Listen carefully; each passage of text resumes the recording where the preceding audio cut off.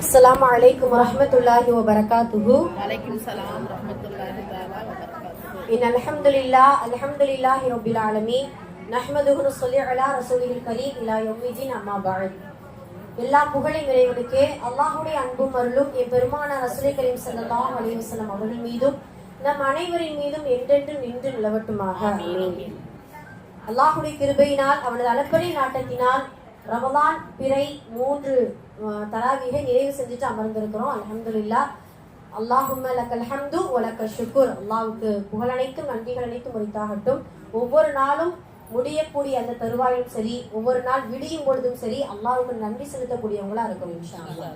அல்லாஹ்வுக்கு நன்றியும் அவனை அதிகமாக புகழக்கூடிய அந்த தன்மை கொண்ட உள்ளமாக இன்ஷா அல்லாஹ் எல்லாருமே இருக்கணும் அப்படிங்கிறத முதல்ல நம்ம ஞாபகத்துல வச்சுக்கிறோம் இன்ஷா அல்லாஹ்.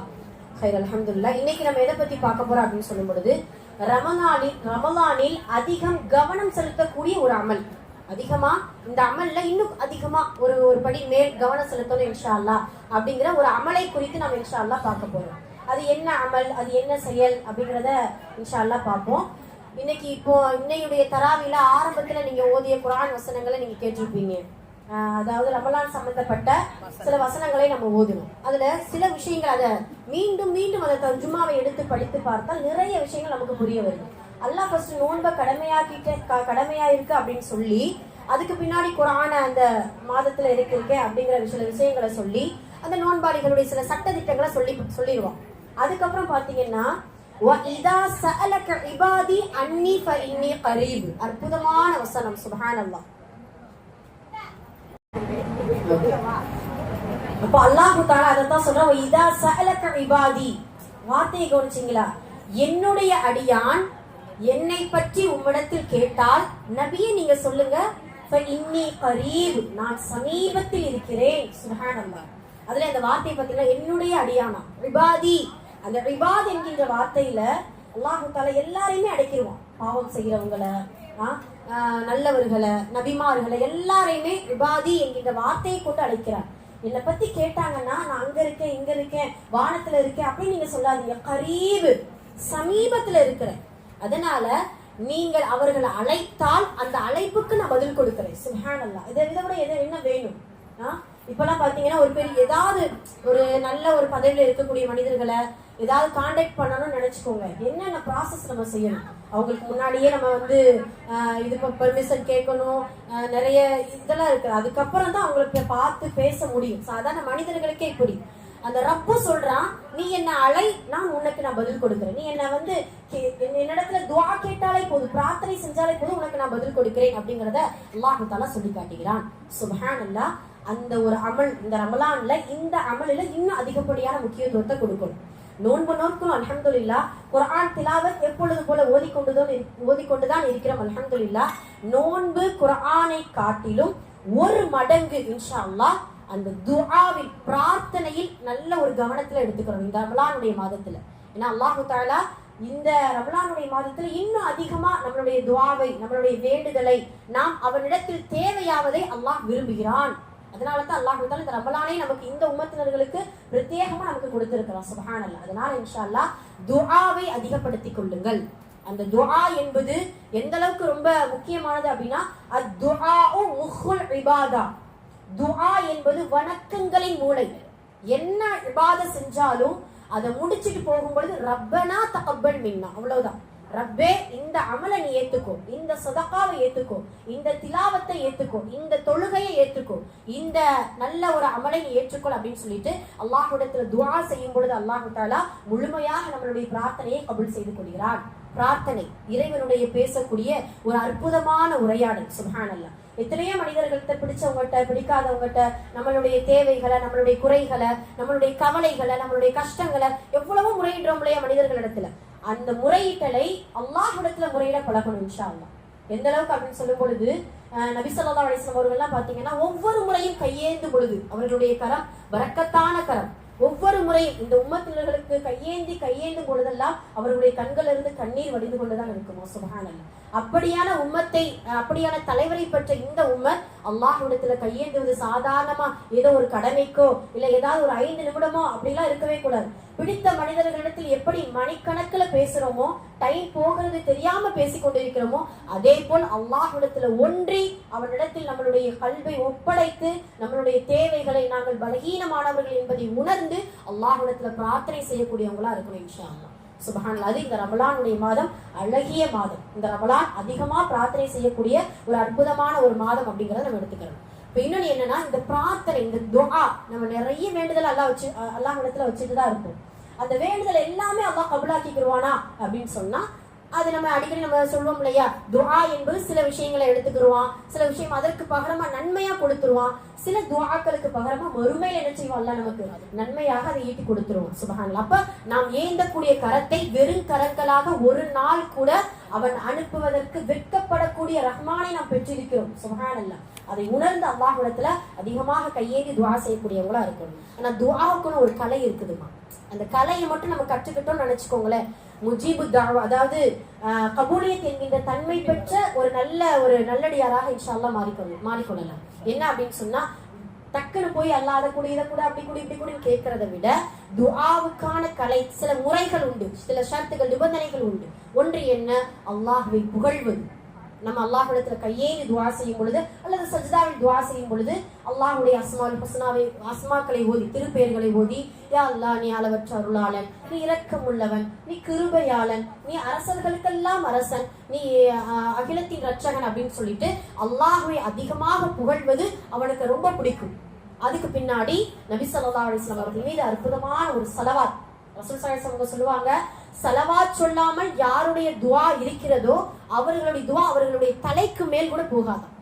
அவர்களுடைய துஆ என்ன செய்யாதான், அவங்களுடைய தலைக்கு மேல் கூட போகாதான். சுப்ஹானல்லாஹ். இப்ப இத்தனை வருடமா எப்படியோ துஆ செஞ்சிருக்கோம். இன்ஷா அல்லாஹ் இந்த மெத்தட் படி, இந்த முறைப்படி இன்ஷா அல்லாஹ் துஆ செய்தோமையானால் அல்லாஹ் தஆலா கண்டிப்பாக நம்முடைய துஆவை கபூலாக்கிக் கொள்வார் இன்ஷா அல்லாஹ்.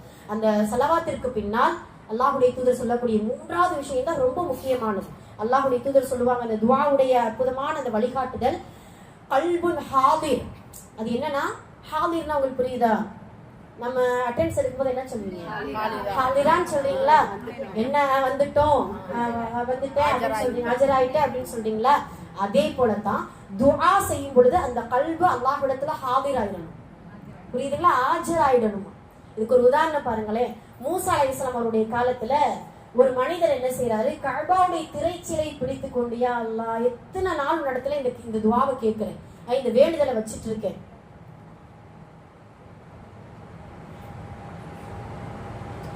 வேண்டுதலை வச்சுட்டு இருக்கேன், ஏன் என்னுடைய துஆவை நீ கபூலாக்கவே மாட்டுக்க அப்படின்னு சொல்லிட்டு ரொம்ப ரொம்ப கெஞ்சி அல்லாஹ்விடத்துல மன்றாடக்கூடிய அந்த தோரணையை பார்த்துட்டு மூசா அலைஹிஸ்ஸலாம் அவர்கள் சொல்றாங்களா, அல்லாஹ்விடத்துல, யா அல்லாஹ் ஏன் இந்த மனிதன் இப்படி கெஞ்ச வைக்கிற, எனக்கே நீ அந்த கபூலியத் என்கின்ற தன்மையை கொடுத்திருந்தா நினைச்சுக்கோ, அவருடைய துஆவை நான் கபூல் செஞ்சிருப்பேன்.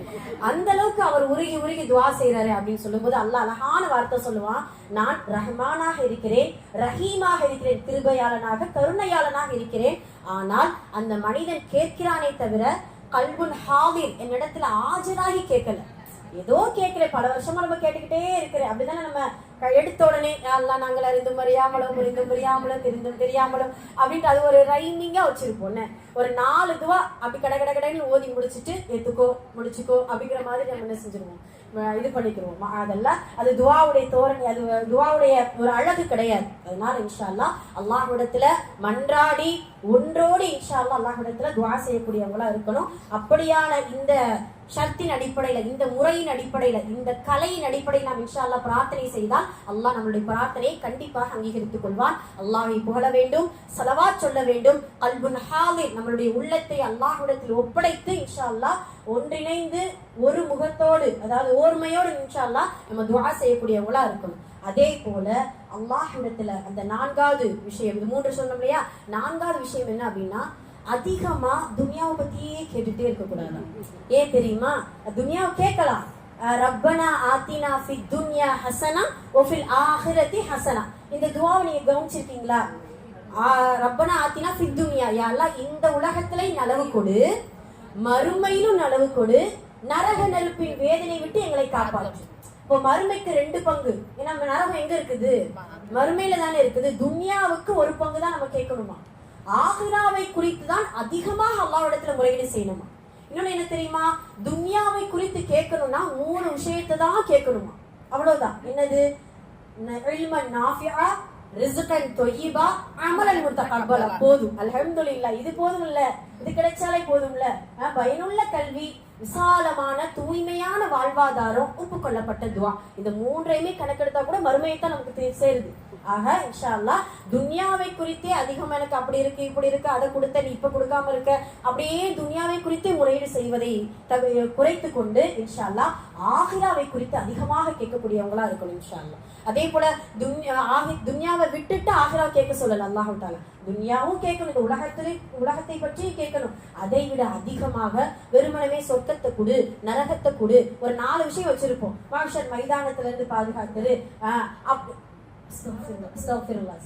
சொர்க்கத்தை கொடு, நரகத்திலிருந்து பாதுகாத்துடு, மஹ்ஷர் மைதானத்துல என்ன காப்பாத்திரு அப்படின்னு சொல்லிட்டு ஒரு 4 விஷயத்தை மட்டும் தான் வச்சிருப்பான். ஆனால் மறுமைன்னு எடுத்துக்கிட்டோம்னா எத்தனை விஷயங்கள் ஞாபகம் வரணும் தெரியுமா? சுப்ஹானல்லாஹ். அவனுடைய சன்னிதானத்தில் நிற்பதுல இருந்து, மலக்குமார்கள் நம்மளை அணுகிறதுல இருந்து, அந்த சொர்க்கம் செல்றதுக்குள்ள எவ்வளவோ அமளித்து மொழிகள் நிறைய உண்டு.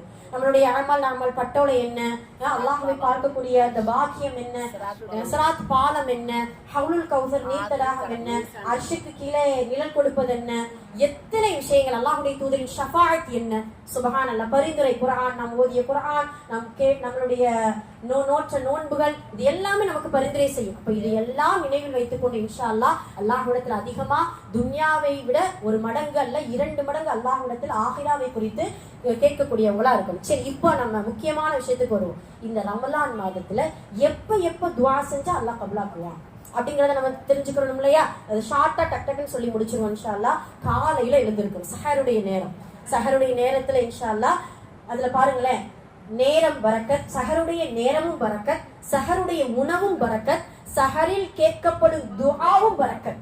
அந்த பரக்கத்தான நேரத்துல அல்லாஹ்விடத்துல அதிகமா நம்ம பிரார்த்தனையில இன்ஷா அல்லாஹ் ஈடுபடணும். நாம என்ன செய்வோம்னா அதுல உணவு பரிமாறுறதுல, அப்படி இப்படி சூடு பண்றதுல, இதுலயே நம்ம கொஞ்சம் கவனம் இருக்கும். இன்ஷா அல்லாஹ் இன்னும் கொஞ்சம் ஒரு நேரத்துல எழுந்து தஹஜ்ஜுடைய நேரத்துல இருந்து நம்ம இன்ஷா அல்லாஹ் நம்மளுடைய பிரார்த்தனைகளையும் நம்மளுடைய விவாதத்துகளையும் கூட்டிக் கொள்ள வேண்டும். 1. 2வது என்ன அப்படின்னு சொல்லும் பொழுது தஹஜ்ஜுடைய நேரம், சஹருடைய நேரம், தஹஜ்ஜுடைய நேரம், இது 2வது.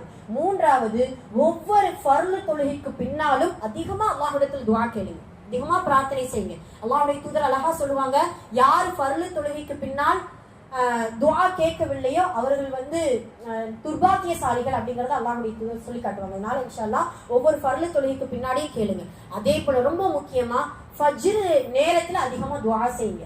அந்த நேரத்துல தான் மலக்குமார்கள் என்ன செய்வாங்க, அதிகமா வருகை தருவதும் அல்லாஹ்விடத்துல சென்று சேருவதும் இப்படி நிறைய வேலைகள் நடந்து கொண்டு இருக்கும். அப்ப ஃபஜ்ருடைய நேரத்தில் அதிகமாக துஆ செய்ய வேண்டும். அதற்கு பின்னாடி அந்தி சாயும் பொழுது அசருடைய நேரத்துல அதிகமா துஆ செய்யும்.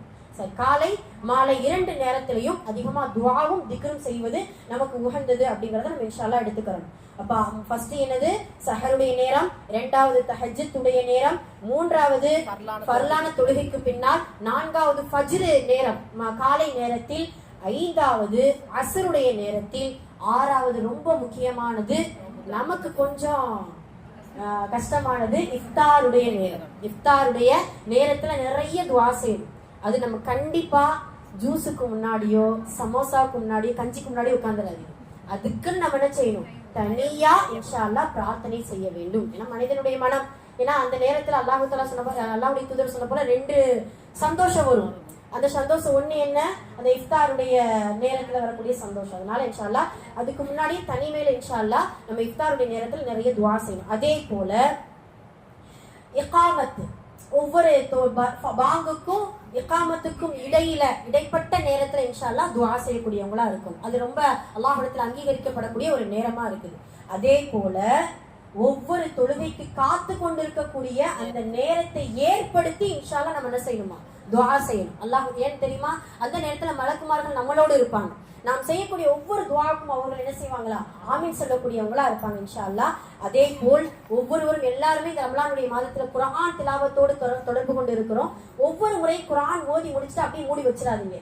ஒரு 10 நிமிஷமாவது என்ன செய்யணும் இன்ஷா அல்லாஹ், துஆ செய்யணும். ஏன்னா குர்ஆன் ஓதிய அந்த நாவால் கேட்கக்கூடிய பிரார்த்தனை அல்லாஹ் தஆலா அங்கீகரிக்கிறான். ஆக இன்ஷா அல்லாஹ் இப்படி முக்கியமான சில நேரங்களை எடுத்து நம்மளுடைய தேவைகளை அல்லாஹ்விடத்தில் முறையிடும் பொழுது நம்மளுடைய துஆ அங்கீகரிக்கப்பட்ட அல்லாஹ்வால் பதில் கொடுக்கப்பட்ட ஒரு அற்புதமான துஆவாக இருக்கும் அப்படிங்கறத இன்ஷா அல்லாஹ் உணர்ந்து கொள்வோம். அதிகப்படுத்தக்கூடிய முக்கியமான அமல்களில் இது ரொம்ப முக்கியமான அமல். இன்ஷா அல்லாஹ் நம்மளுடைய நோன்பை போல நம்மளுடைய குர்ஆனை போல அதிகமாக அல்லாஹ்விடத்தில் பிரார்த்தனை செய்வதையும் இந்த அமலையும் இன்ஷா அல்லாஹ் அதிகப்படுத்திக் கொள்வோமாக. எல்லாம் அல்ல அல்லாஹ் இந்த ரமலானுடைய மாதத்தில் யாரெல்லாம் நோன்பாளிகளாக இருந்து யாரெல்லாம் இந்த ரமலான் மாதத்தை அடைந்திருக்கக்கூடிய மக்களாக இருந்து துவா செய்கிறார்களோ அவர்கள் அனைவருக்கும் அல்லாஹ் தஆலா அவர்களுடைய துவாவை கபூலியத் என்கின்ற தன்மையோடு ஏற்றுக்கொண்டு அதற்கு பதில் கொடுக்கக்கூடிய ரஹ்மானாக இருக்க அல்லாஹ் நம் அனைவருக்கும் அருள் புரிவானாக. ஆமீன். அகூலு கௌலி ஹாதா அஸ்தக்ஃபிருல்லாஹ லனா வ லக்கும் வ ஆகிரு தஅவானா அல்ஹம்துலில்லாஹி ரப்பில் ஆலமீன். அஸ்ஸலாமு அலைக்கும் வரஹ்மத்துல்லாஹி வபரகாத்துஹு.